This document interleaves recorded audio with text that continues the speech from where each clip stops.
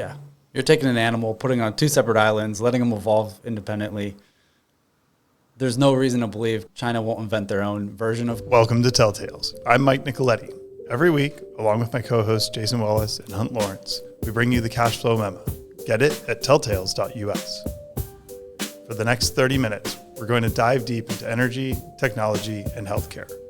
So download the memo now and get started. The following conversation is intended for informational purposes only. You should always do your own work to determine if an investment is suitable for you. We've got lots of just to discuss in the front of the memo, so I'm going to do Exhibit C, B, and A very quickly. On Exhibit C, the extra barrels, that the production volumes for crude supply are going to have to come up. The U.S. will probably come down a little from 13.5, but Saudi Arabia clearly this year will be more than 9.5. I have to have a look at it. I think Russia 10 is flat, is good. Iraq will be up more than 4.4. UAE will be more than 3.7. Iran will definitely be more than 2.5. On that 103.4, I think when we redo these numbers, it'll be at least 1 million barrels a day higher. So there's going to be more production. There's going to be more additions to inventory. Now, the inventory numbers at the bottom are just U.S. inventories, not world inventories. I don't think there's a good measure of world inventories, so I won't even try to do that. The implication to the price of oil on Exhibit D is that the price of oil has been down consistently. I mean, just look at the chart at the bottom. In October, the near month price of oil, October 22, the near month price of oil was $86. Oil averaged $73 last year, and the prices year to date, plus the futures, is 60. So I think what's happened, I thought when OPEC Plus said they're going to run their production up in June by another 400,000, same thing they did in May, and had nothing about other countries, mainly Kazakhstan and Iraq, reducing. I thought, oh my goodness, we're going to see oil in the mid-50s or low 50s or something. But oil's held in okay. A fair amount of the backwardation is out of the market. So it may be that the news, the expectation of OPEC, running, taking care of that 2 million barrels of restricted production at the rate, building it back at the rate of 400,000 barrels per month, maybe that was worked into the price. I hope that's true. I think we'd be more confident in that when we're talking 1 week from today and have the price hold and WTI price hold in the high 70s.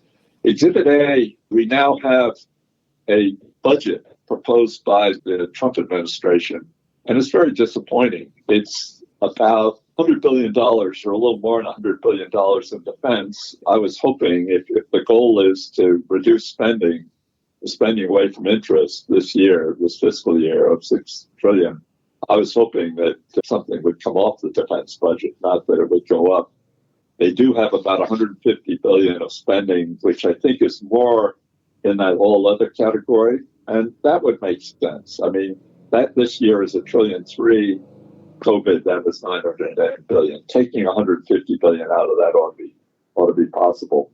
The problem is that the Trump administration does not want to work hard on Medicare and Medicaid, and I think that's just a political decision they're making. And I don't know how they can get spending down by $500 billion without doing that. So we'll have to see how that develops in the next couple of weeks. Anything on the budget or anything else macro, Mike or Jason? Yeah, well, I actually did hear something where Doge's efforts are looking at CMS, so Medicare, Medicaid, and it didn't hit the news much, maybe because it's kind of on a technical level, but they're implementing a system called Rapid FI, and FI stands for Fraud Intelligence. They're going to implement this within CMS, and you can think of this system as more of kind of a credit card fraud prevention type thing. So instead of issuing payments and then looking back and trying to figure out which ones were coded properly or just fraudulent or overbilling, this system is going to, the goal of it will be to kind of authorize the payment in real time so that the money doesn't leave the Treasury prior to us knowing if it's fraudulent or not. So if it looks fishy, it'll trigger an investigation prior to the money leaving. So I think they're implementing software solutions there to try to get that, the fraud and waste there down. That's terrific. I think the rest of our 30 minutes, we ought to focus on competition. And because of this week, especially interested in competition with Nvidia from China. I think Mike and Jason are pretty well equipped to discuss that. The current status with China is our tariff is so high at 140 some odd percent. Their tariff is so high that we basically are disconnecting the two economies. Now, we've made an exception for iPhones or things like iPhones, and basically the equipment, to include the equipment that Foxconn makes in China for Apple. So, I mean, it isn't like a leak-proof barrier. Apple, like they did in the first Trump administration, is getting special attention here. But still, and Bessett and Jameson Greer are going to meet their counterparts from China later this week, I think Friday or Saturday or something in Switzerland. So there's a little bit of activity. But Jason, if you're Nvidia or an investor in Nvidia, which Topmark is or has been, how do you view the news about Huawei's progress or general progress in China? I mean, it seems to me much more of a risk than AMD or Intel, or maybe even more of a risk than Amazon's chip or Amazon's design chip or Google's design chip. Or how does it look to you, Jason? I would say it's not actually. China's, as you said, it's becoming walled off, and even from a software side, they're going to have to program their algorithms directly to this Huawei chip. But really, NVIDIA's moat in the rest of the world is the CUDA software system. So AMD was for a while producing competitive GPUs. Even for a short window, they had a faster, better quality GPU. But the adoption wasn't there because all the algorithms were programmed to NVIDIA's CUDA software layer. So Huawei's not going to have that either. And if that chip was sold outside of China, they're able to achieve parity by scaling up the number of chips. So they might have 3 chips to every one NVIDIA chip and produce the same processing power. It requires a lot more energy to do that, generates a lot more heat. So your data centers are going to have to be much larger. So I think if that was sold out here in the US, no one would really assess it as, being competitive with NVIDIA's chips. I think we just think of it that way because within China, they have the capability to run these advanced models now using homegrown chips. But given the choice, you would select an NVIDIA chip. That's right. But I would say that every story of disruptive innovation starts with a use case that is not really sustainable for the masses.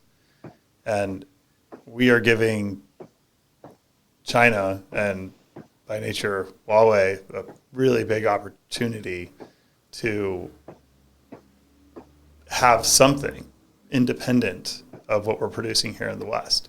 And that goes all the way back to chip design. We've talked about EUV and the different paths that one can go. And all of these things are sort of stacking on each other. And we're, from their perspective, this is a Manhattan Project type of thing.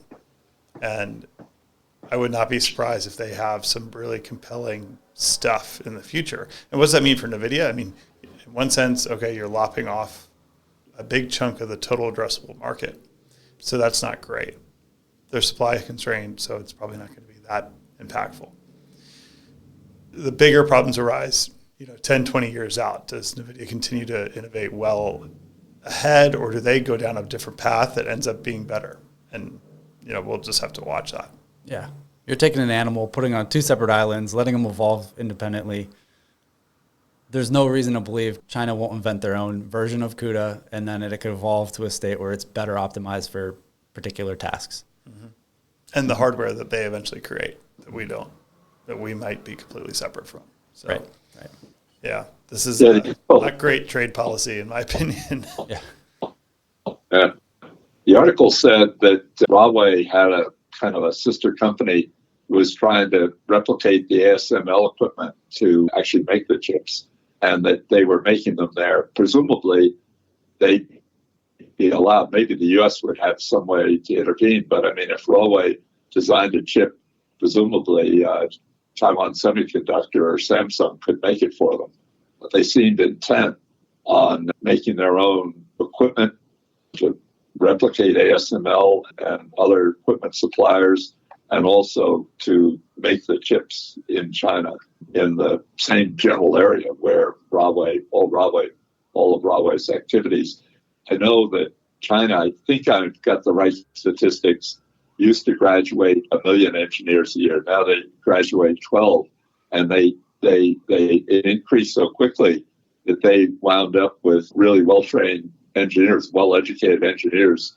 So all of a sudden they have an oversupply of engineers. When I read these articles about Huawei or Tencent, or it looks like it's kind of a way to utilize all those engineers coming out of the Chinese education system.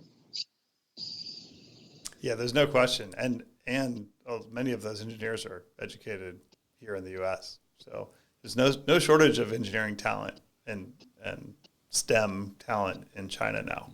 Okay, let's take a quick break for a message from Oakcliff Sailing. We're here at Oakcliff. Here's our supporter board. It's very quiet except for the coffee is percolating.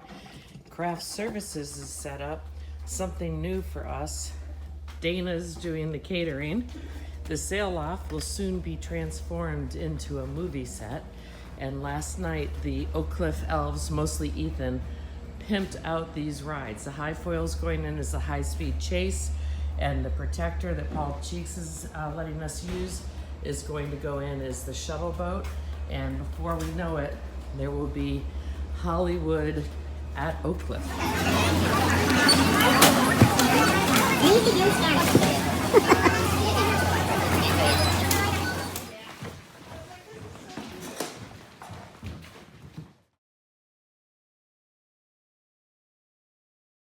And now back to the show.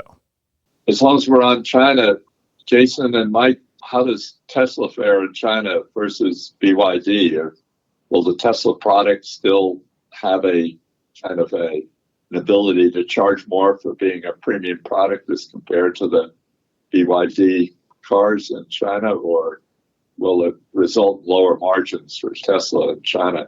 I think as long as the full self-driving is significantly better out of Tesla, which it is, they'll command a premium. But the question is, how big is that market relative to the BYD market? They've learned a lot from Tesla on how to scale manufacturing of automobiles, and the way we've structured our trade with China has enabled them to learn a lot from our companies. Probably the biggest fear that maybe doesn't really apply to full self-driving, but the biggest fear is maybe that in the same way that Russia's sort of being aggressive with IP, China has been aggressive with IP, but maybe they could be more aggressive with IP if we continue to go down the path of this trade war. Mm-hmm. Didn't one of their FSD programs, one of their companies, have an accident where people actually died, and so they withdrew their version of full self-driving? It's a Xiaomi SUV. Yes, yeah. It was active just before the crash, led to a fatal outcome, so we're concerned about the safety of self-driving in China. Yeah, I think the thing to think about here is, what's the liability situation going to be? And I had read a story earlier last week about, I think it was Poland has ruled that it is the way that their framework's going to work is, if the full self-driving vehicle is under control, it'll be a product liability thing, not a casualty insurance issue.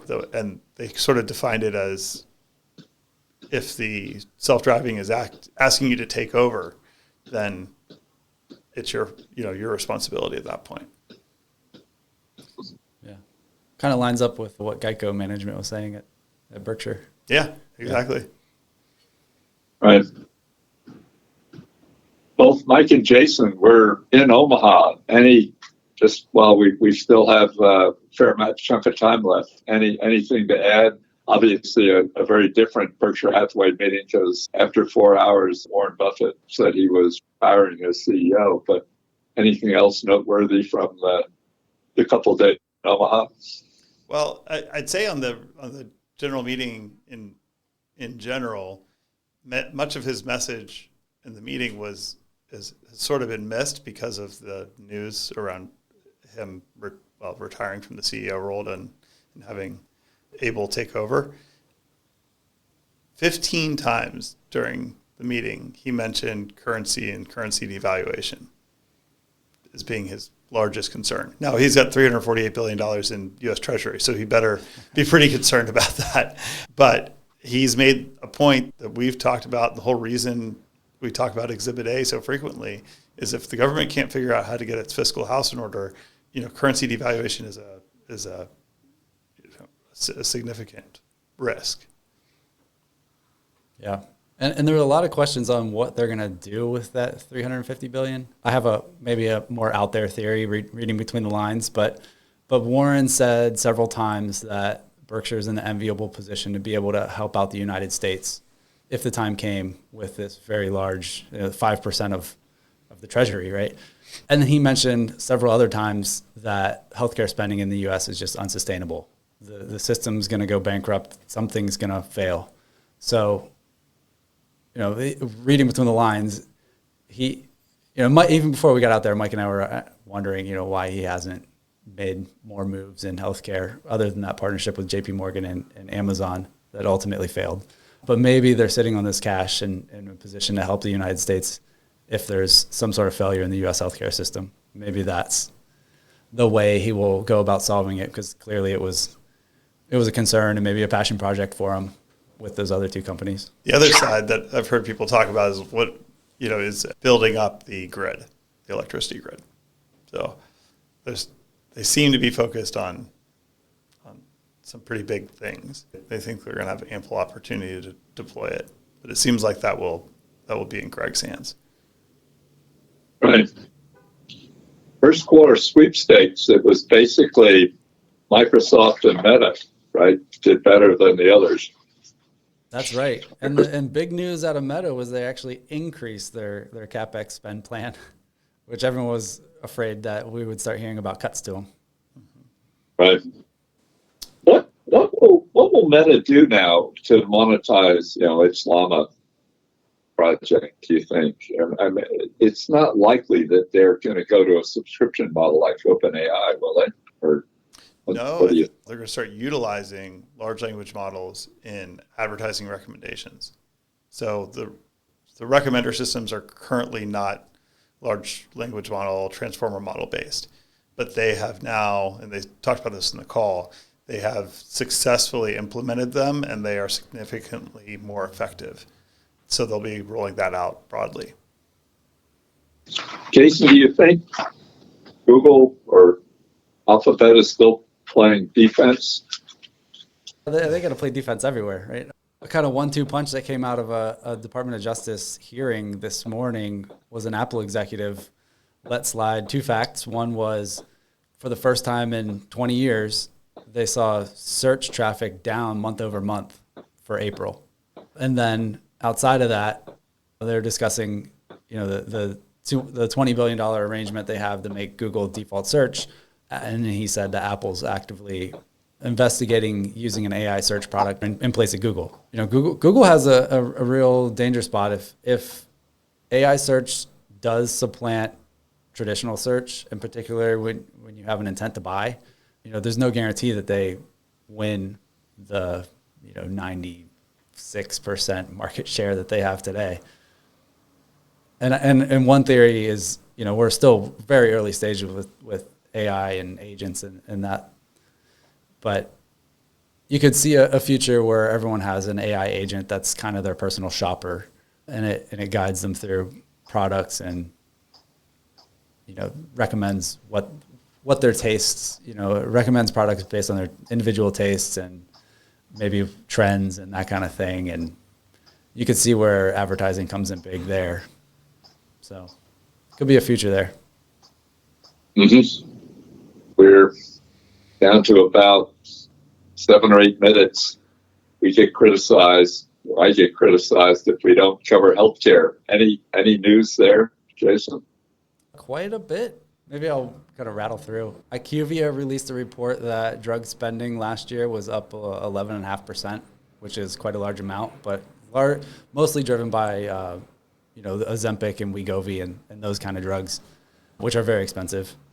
Yesterday saw the announcement of a pick for A. Prashad to lead the Center for Biologics Evaluation at the FDA. That sent the biotech market particularly down quite a bit.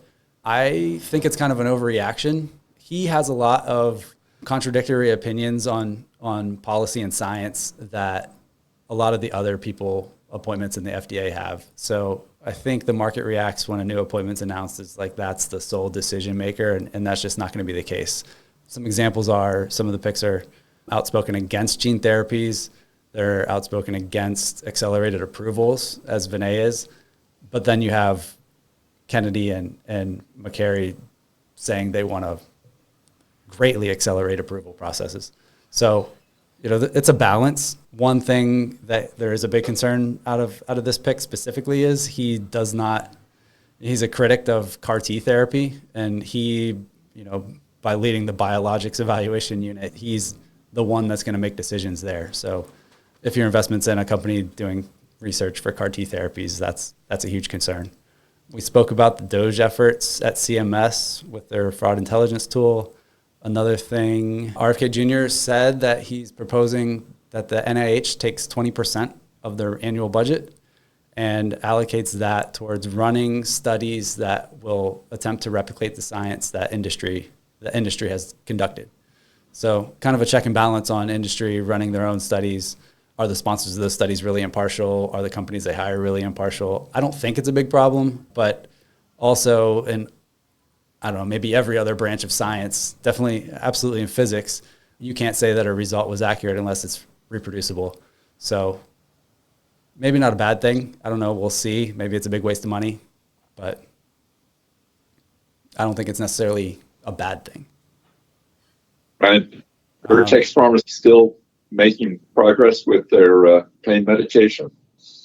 They are, yeah. I don't know. So the market had a negative reaction to their earnings announcement. Maybe they weren't making fast enough progress with Journavx. I don't believe that's the case. It wasn't approved until basically February. They've announced that it's in over 90% of pharmacies, retail pharmacies. So they're working on getting payer coverage now, but accessibility will not be a problem once they have that coverage. And they're in negotiation to have about, they said 94 million covered lives in the United States having access to this drug. So a third of the US will have access to it pretty shortly. And then it's education process with physicians. The numbers around cystic fibrosis treatments growth did not look great, and Mike alluded to it. The Russians are kind of ignoring IP in a lot of areas, and one of them is the CF treatment. They're allowing a compounding pharmacy to just produce a generic version of it and not honoring Vertex's patent protection there. It's kind of a one-off hit. In the US, their sales there grew 9%, which is strong. So minor setback. I don't know. It's probably a buying opportunity. We still see huge opportunity ahead with the non-opioid pain treatment and then the rest of their pipeline. They did say that the type 1 diabetes study, all 12 of the patients in the early study are insulin independent. That study now they've fully enrolled it. So it's a 52-week study. 1 year from now, it'll be completed, and they expect to, in 2026, apply for FDA approval of it if all things go well. So we could be looking at a type 1 diabetes cure, call it 18 months from now. Yeah. I thought they had a setback with that study that they, trying to remember the They did, and they ended up canceling the next generation program of it, and that was a way for them to provide this treatment without immunosuppressants.